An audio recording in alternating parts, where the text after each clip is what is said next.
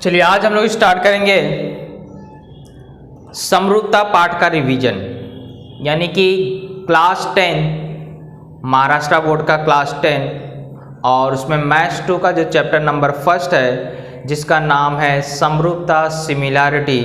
इस चैप्टर का हम लोग क्या करेंगे, रिवीजन करेंगे। रिवीजन इन द सेंस आपको जो इम्पोर्टेंट क्वेश्चन हो सकते हैं, मतलब बहुत ही इम्पोर्टेंट क्वेश्चन जो हो सकते हैं, जो एग्जाम्स में पूछे जा सकते हैं, उन क्वेश्चनों को मैं आज यहाँ पे क्या करने वाला हूँ, आपको सॉल्व कराने वाला हूँ। ओके, तो फिलहाल कुछ मतलब ज़्यादा सम्स तो वैसे देखा जाए तो बहुत सारे सम्स हैं इंपॉर्टेंट, लेकिन हम लोग उसमें से कुछ सम्स को क्या करेंगे, चुनेंगे और उन्हें सॉल्व करने की कोशिश करेंगे, यानी कि आप उसका रिवीजन करें। क्योंकि पहला पार्ट मैंने पूरा तरीके से आपको अच्छी तरीके से पढ़ा दिया है और उसके सम्स भी मैंने सारे सॉल्व कराए हैं। तो अभी जो हाल फिलहाल का सिलेबस है, यानी कि जो रिड्यूस सिलेबस, आप जानते हैं कि इसमें 25% आपको रिड्यूस सिलेबस किया गया है, तो उसमें से कौन से इंपॉर्टेंट क्वेश्चन आ सकते हैं, वह चाहे वह यूनिट टेस्ट हो या आपको बोर्ड एग्जाम्स हो, तो उसमें कौन कौन से क्वेश्चंस आ सकते हैं, वो क्वेश्चनों को मैं आपको यहाँ पे क्या कराने वाला हूँ, सॉल्व कराने वाला हूँ। फिलहाल अभी मैं ज़्यादा बड़े 4 नंबर के सम्स ज़्यादा नहीं कराने वाला हूँ,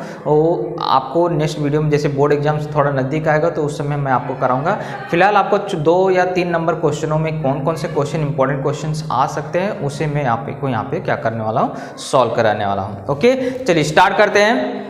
तो अगर आप चैनल पर नए हैं तो दोस्त चैनल को सब्सक्राइब कर लीजिएगा, और मैथ्स से रिलेटेड कोई भी वीडियो देखना है तो आपको इस चैनल से जुड़ जाना चाहिए। और चैनल से जुड़ने के लिए मैंने आपको बताया, लाल रंग के सब्सक्राइब बटन को दबा दीजिए और बेल आइकन में ऑल की बटन जरूर प्रेस कर दीजिए। ओके, चलिए पहला क्वेश्चन देखते हैं।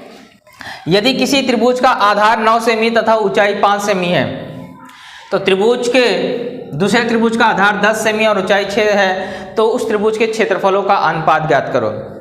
तो देखो यहाँ पे कहीं भी जिक्र नहीं किया है कि दोनों त्रिभुज समरूप हैं, क्योंकि हमने त्रिभुज के क्षेत्रफलों का जो अनुपात वाला टॉपिक पढ़ा है, इसमें 2 प्रकार के पढ़े हैं। एक, जब दोनों त्रिभुज समरूप रहेगा तो भी क्षेत्रफलों का अनुपात कैसे ज्ञात करते हैं, और एक, जब दोनों त्रिभुज समरूप नहीं रहेगा तो क्षेत्रफलों का अनुपात कैसे ज्ञात करते हैं। इससे संबंधित आपको 4 गुणधर्म मैंने पढ़ाए थे कि अगर दोनों त्रिभुज के क्षेत्रफलों का अनुपात ज्ञात करना है तो उनके क्षेत्रफलों का अनुपात संगत आधारों तथा संगत ऊंचाइयों के गुणनफल के बराबर होता है।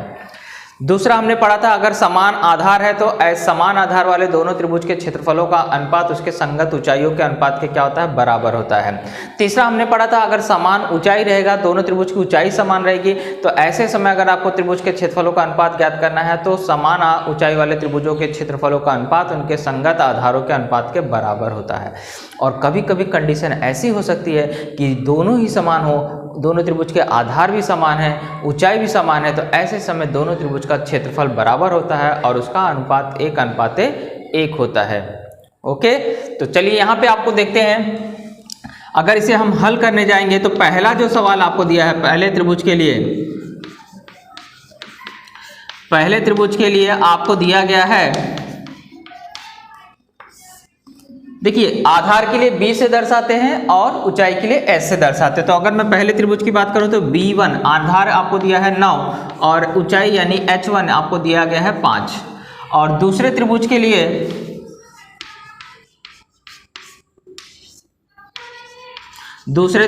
लिए आपको दिया गया है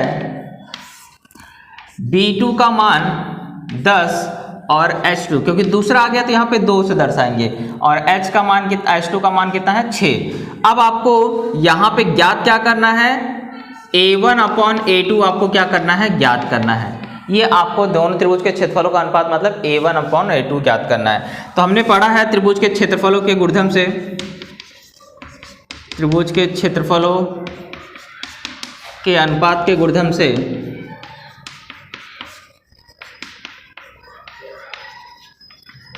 अब यहाँ पे अगर हम गुणधर्म लगाएंगे तो हमारा गुणधर्म क्या है, a1/a2 बराबर होगा b1 गुणे h1, पहले त्रिभुज का आधार गुणे ऊंचाई बटे में दूसरे त्रिभुज का आधार गुणे ऊंचाई। यहीं पे आपको मान को रखना है और हल कर लेना है। तो आपको पहले है 9 गुणे 5 और दूसरा वाला है 10 गुणे 6। अब देखिए 3 के पहाड़े से कटेगा, 3 त्रिक का 9, 3 दूनी 6,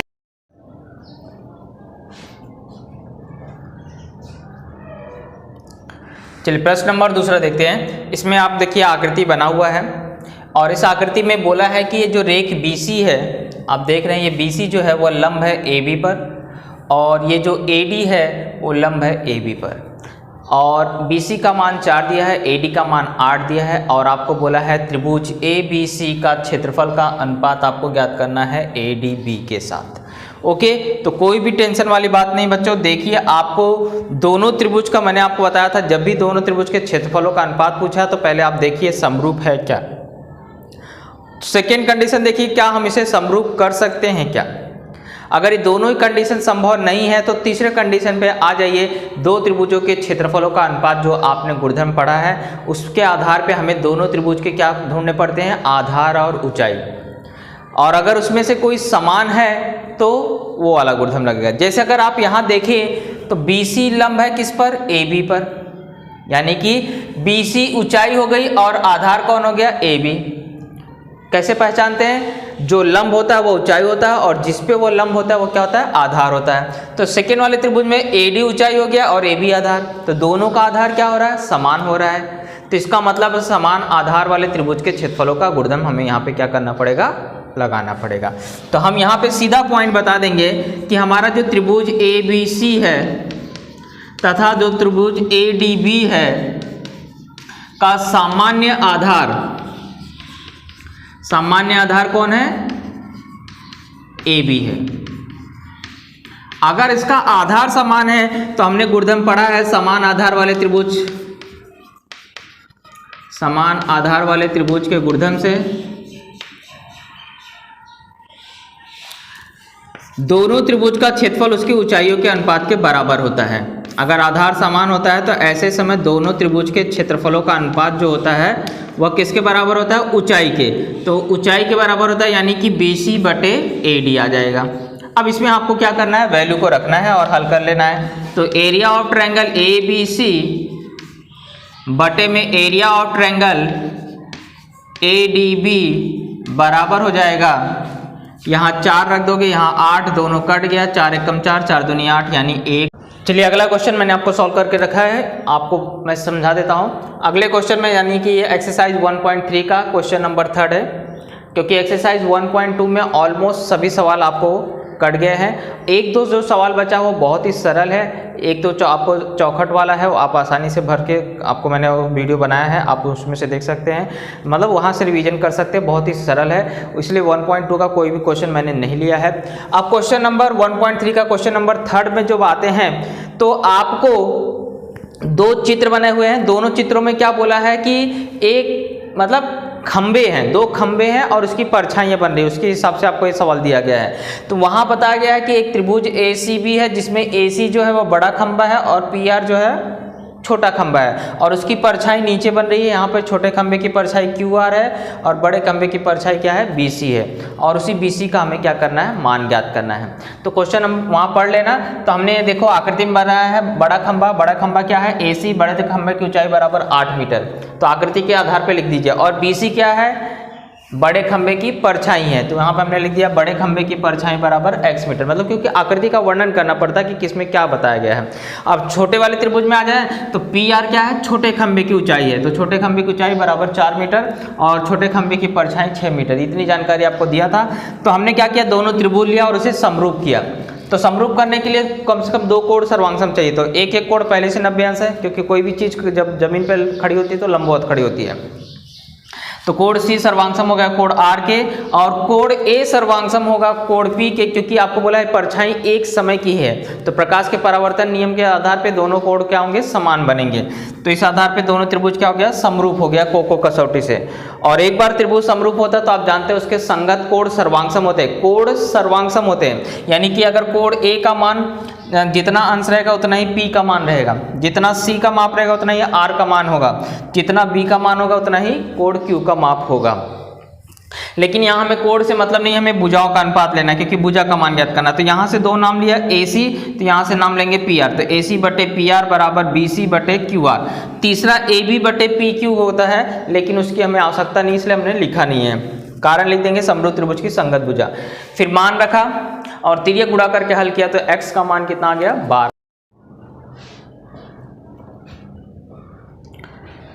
तो 1.3 का अगला क्वेश्चन है क्वेश्चन नंबर 4।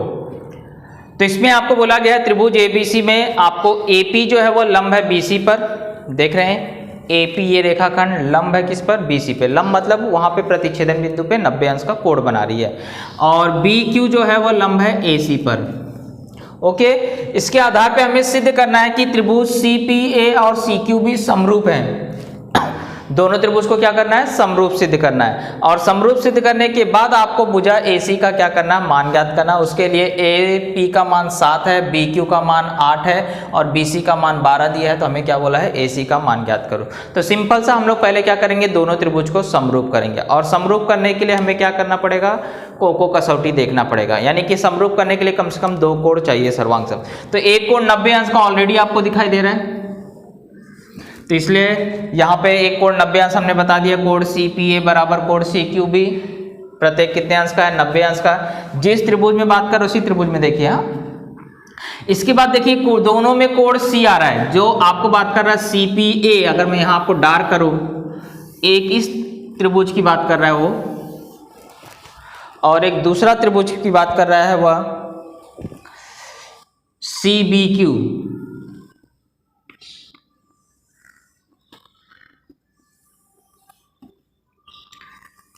तो आप ये दोनों त्रिभुज को ध्यान से देखेंगे तो कोण C जो है वो दोनों में आ रहा है ना। और जो दोनों में आता है उसे क्या बोलते हैं, सामान्य कोण। तो कोण C सर्वांगसम हो गया कोण C के सामान्य कोण। और दोनों ही त्रिभुजों में एक कोण क्या आ रहा है, 90 अंश आ रहा है, इसलिए प्रत्येक 90 अंश के आधार पे दोनों कोण सर्वांगसम हो गए। और 2 कोण सर्वांगसम में यानी त्रिभुज क्या हो गया, समरूप हो गया कोको कसौटी से। और समरूप होने के बाद उसके भुजा का अनुपात लिखना है। तो आप जानते हैं CP/CQ आएगा, लेकिन ना तो इसके मान दिए और ना ही हमें ज्ञात करना, उसको हटा दिया हमने। फिर PA लिखो चाहे AP लिखो, तो AP/BQ। ओके, फिर AC/BC। इस तरह से हमने भुजाओं का मान लिख लिया और इसके बाद तिर्यक गुणा करके हल किया तो AC का मान। चलिए अगला क्वेश्चन है 1.3 का क्वेश्चन नंबर 8। इसमें बहुत ही सिंपल है बच्चों, ये आपको बोर्ड एग्जाम में 1-2 बार पूछा भी जा चुका है। तो सिंपल सा आपको बोला है 2 रेखाएं एक दूसरे को प्रतिच्छेदित करें, जिसकी वजह से 2 त्रिभुज बन रहे हैं। और इन्हीं दोनों त्रिभुज को हमें क्या करना है, समरूप सिद्ध करना है। तो उसके लिए देखो ये दिया है कि AP/CP बराबर है BP/DP। यानी कि ये 2 भुजा का अनुपात आपको बराबर दिया है और इसके आधार पे सिर्फ आपको ये दोनों त्रिभुज को क्या करना है, समरूप करना है। तो एकदम सिंपल सी बात है, 2 भुजा अगर समान अनुपात में है तो सिर्फ हमें एक कोण ढूंढना है, जिससे भू को भू कसौटी लग जाएगी और हमारा त्रिभुज क्या हो जाएगा, समरूप हो जाएगा। और आपने पढ़ा है कि जब भी 2 रेखाएं एक दूसरे को प्रतिच्छेदित करती हैं तो बनने वाले शीर्षाभिमुख कोण क्या होते हैं, सर्वांगसम होते हैं। इस आधार पे हमारा टारगेट पूरा हो जाएगा। तो हम लोग क्या करेंगे, जब इसे सिद्ध करने जाएंगे तो सिंपल सी बात है, पहला जो दिया गया उसे छाप लीजिए। पहले दोनों त्रिभुज का नाम लिख लीजिए, त्रिभुज ABP तथा त्रिभुज CDP में। अब ये दोनों उतार लीजिए, क्योंकि 2 भुजा का अनुपात आपको पहले से बराबर दिया गया है। तो यहां कारण में क्या लिख दोगे, दत्त। सिर्फ हमें एक कोण चाहिए, तो कोण आपको दिखाई दे रहा है APB सर्वांगसम है किसके, CPD के, क्योंकि ये कैसा कोण है, शीर्षाभिमुख कोण। क्योंकि आपने पढ़ा है जब भी 2 रेखाएं एक दूसरे को प्रतिच्छेदित करती हैं तो शीर्षाभिमुख कोण हमेशा सर्वांगसम होते हैं। अब ये आपको दोनों त्रिभुज क्या हो जाएगा, समरूप हो जाएगा।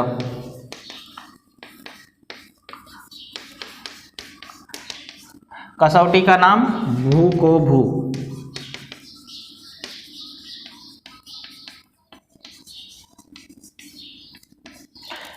अब भू को भू कैसे लगा, देखिए AP/CP और ये दोनों बराबर नहीं है, मैं सिर्फ आपको वहां चिन्ह बता रहा हूं। हाँ, ऐसा चिन्ह वैसे बराबर रहते हैं तब दर्शाया जाता है, कंफ्यूज नहीं होगा।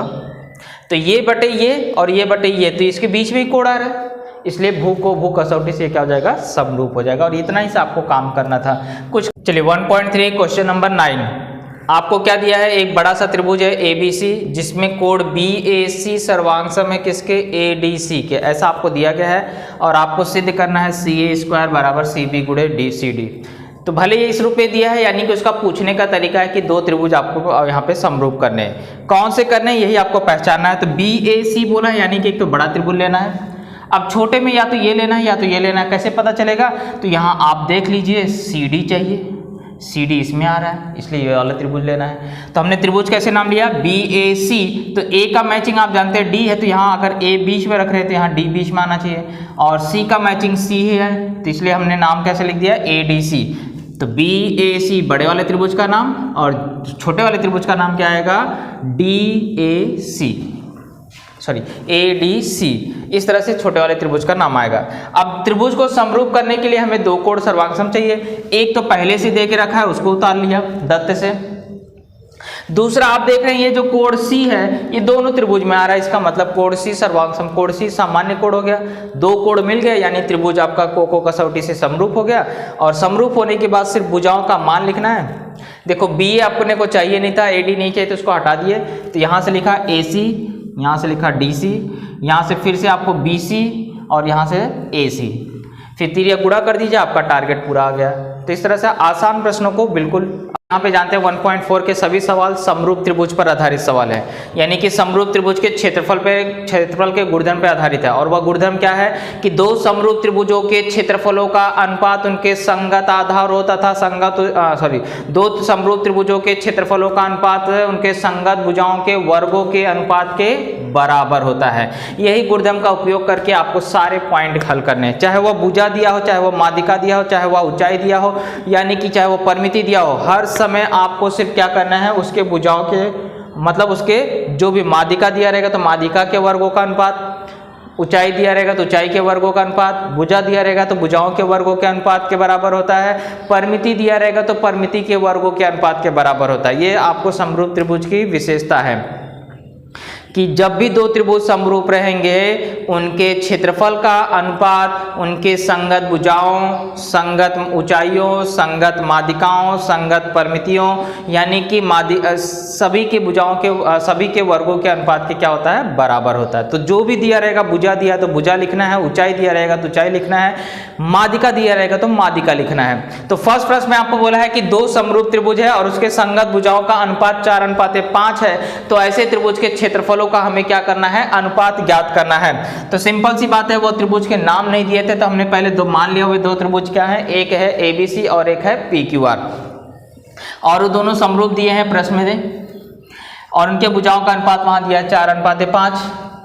तो समरूप त्रिभुज के क्षेत्रफल का प्रमेय लगाया, इनके क्षेत्रफलों का अनुपात उनके संगत भुजाओं के वर्गों के अनुपात के बराबर होता है। अब यहाँ भुजाओं का मान रखा, उसका वर्ग किया, आपका आंसर आ गया। ओके, तो इस तरह से आपको प्रश्न बहुत ही आसान है। भुजा दिया रहेगा तो उसके वर्गों का अनुपात ज्ञात कर लीजिए, क्षेत्रफल का अनुपात आ जाएगा। क्षेत्रफल चलिए 1.4 का क्वेश्चन नंबर थर्ड और सेकंड बिल्कुल सेम है, चाहे वो सेकंड आ जाए चाहे थर्ड आ जाए, बिल्कुल एक जैसे ही आपको करना है, चौखट रो को भरना है। तो यहाँ आपको मैं सिखा दे रहा हूँ कि दोनों त्रिभुज आपको समरूप दिया गया है और उसके एक ABC का क्षेत्रफल 80 दिया है और PQR का क्षेत्रफल 125 दिया है, तो आपको ये चौखटों को क्या करना है? भरना है। तो सिंपल सी बात है, देखो यहाँ पहले बोल रहा है एरिया ऑफ ट्रायंगल ABC, तो एरिया ऑफ ट्रायंगल यानी कि जाहिर सी बात है दूसरे वाले ट्रायंगल का नाम लिखना है, तो दूसरे वाले ट्रायंगल का नाम यहाँ क्या है? PQR, तो यहाँ आ जाएगा पहले बॉक्स में PQR। और आपने क्या प्रमेय पढ़ा है कि दोनों त्रिभुज के क्षेत्रफलों का जो अनुपात है वह संगत भुजाओं के वर्गों के अनुपात के बराबर होता है। तो यहाँ भुजा का नाम भी लिखा है, लेकिन यहाँ पे आपको उसका क्या करना है? वर्ग लिखना है। तो AB का वर्ग बटे PQ का वर्ग।